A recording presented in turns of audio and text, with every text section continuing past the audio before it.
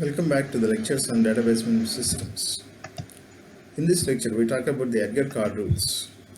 As I told you earlier in the earlier lectures, that Edgar Card has created the Relational Database Management Model, RDBMS, and for which he was awarded Alan Turing Award, which is equal to Nobel Prize in Computer Science.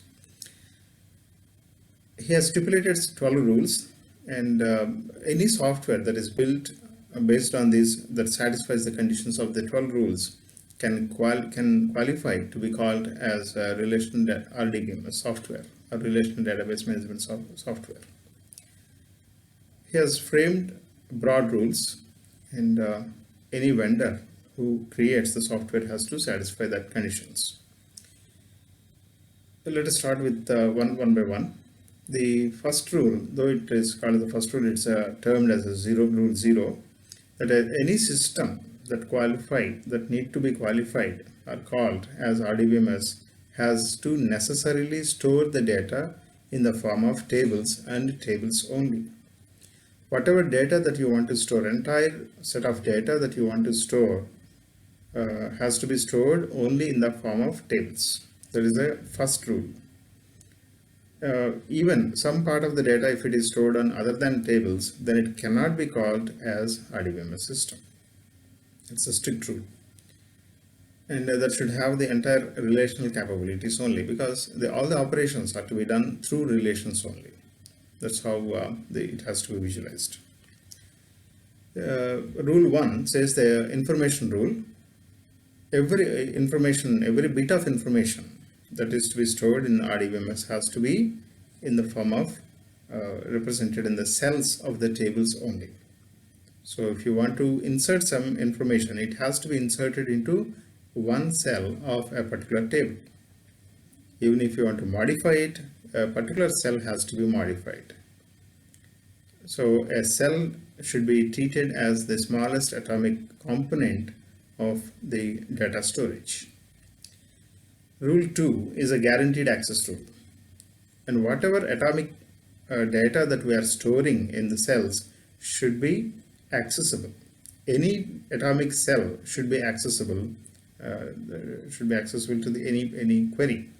So that is the access should be guaranteed.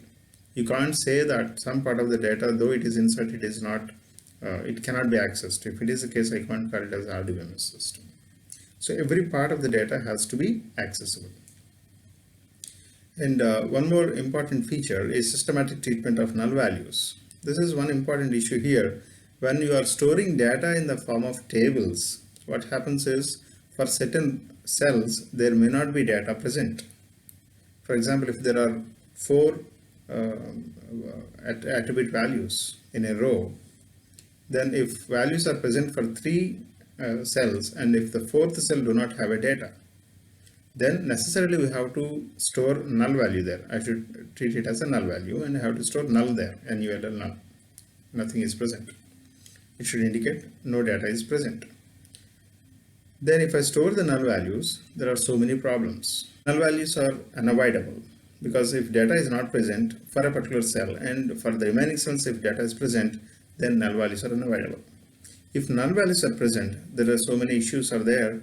How to compare these null values with other values, or null values and null values, or how to compare, all these things are to be tackled consistently, and there should be a systematic way, defined way to treat these null values. That should be guaranteed.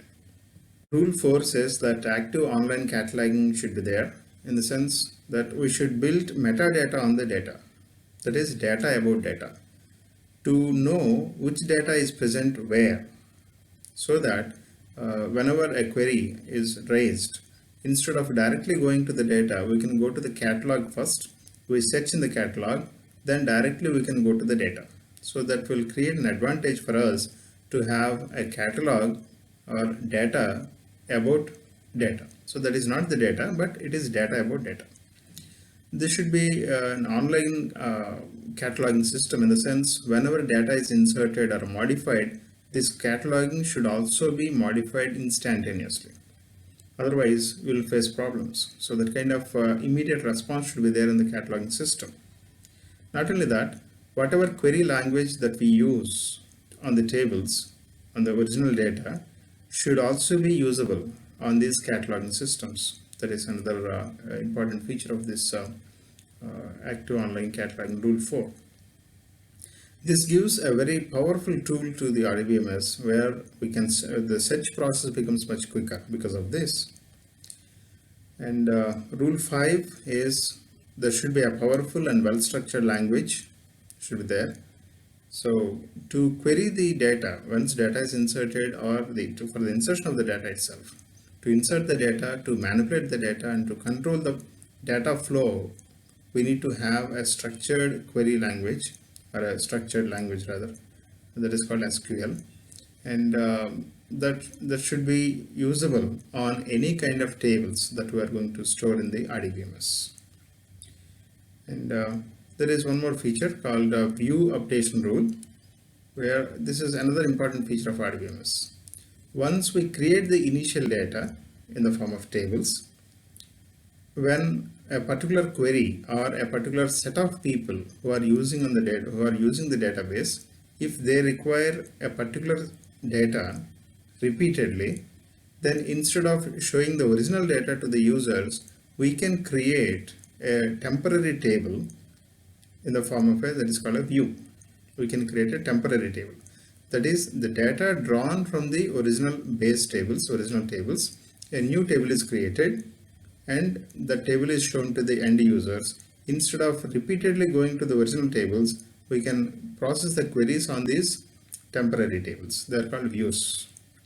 So whatever updates that we can do on the base table should immediately reflect it in these views also. So this is called view updation rule. Rule 7 says about relational level operations. Here, since data is stored in the form of tables and the smallest atomic part of table is a cell, provision should be there for us to insert the data, delete the data, modify the data, or update the data rather, at cell level, at row level, or column level. Not only that, at multiple levels of rows, multiple rows or multiple columns should also be updatable and insertable and deletable. So all these things should be available for us. Flexibility should be available. Not only that, since every table can be visualized as a relation, and whatever operations, set theoretic operations on relations like union, intersection, and subtraction, all these things, operations should be available. Your RDBMS shall be able to support that operations on those relations. So that should be guaranteed in the RDBMS software. And rule 8 says physical data independence. The end user should be unaware of where the data is stored. In the sense, the way in which the data is being stored should not affect the end view of the end user or the operations of the end user. That is called physical data independence. That kind of independence should be there in the data storage and planning level or modeling of that software. Not only that, logical data independence shall also be guaranteed as a 9th rule, which says the end user again should be unaware of the logical structure of the data. The organization of the data shall not be known, or the end user should be unaware of the logical structure of the database. So that kind of mechanism to ensure that logical independence as well as physical independence shall be made. When it comes to the integrity independence, as rule 10, it says that the RDBMS software should be able to have or enforce its own integrity constraints, and it should not depend on any other outside program to enforce the integrity constraints. Like integrity constraints are nothing but restricting the data for the possible limits. We can set the limits and we can set the constraints for the data to be entered in a table or at multiple tables level, and there are certain key constraints can also be enforced.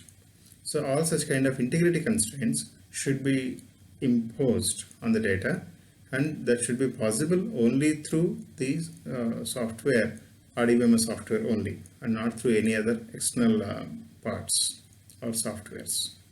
That is called integrity independence. And when it comes to the distribution independence, this is slightly a bit different from physical independence that we have seen. Physical independence says that data can be located at several different locations, but the end user should be unaware of it. But here this is talking about distribution independence. That means tables may be stored or distributed, or parts of the tables for that matter may be distributed over geographically different locations on different say hard disks. But virtually, when it comes to the end user, he should be unaware of it, and virtually the end user should feel as if he is operating on a single database. But at the physically, the data is stored on multiple physical locations. Even parts of the data are stored at some location, part of the data is stored at another location, if possible. That is called data is distributed over different locations, but the end user should be unaware of it. He should feel virtually as if it is a single database. Even sometimes tables may be distributed. Columns of the table may be stored at some location, some other columns may be stored at some other location, but virtually all these things put together should be visualized as a single table to the end user. That is what is called distribution independence. And finally, the 12th rule, the non-subversion rule. Since we are giving, we should be able to give the access to the end user at smallest level of cell or row or column at different levels, this should not subvert the integrity rules that we are enforcing. That means this should not cause any problem to the security and integrity of the data. That kind of security has to be maintained, and RDBMS software has to take care of that, to take care of the integrity constraint that we are imposing on the data, even though we are providing the low level access to the data. So these are the 12 card rules. So any software that is built based on these 12 rules can be qualified to be a RDBMS software.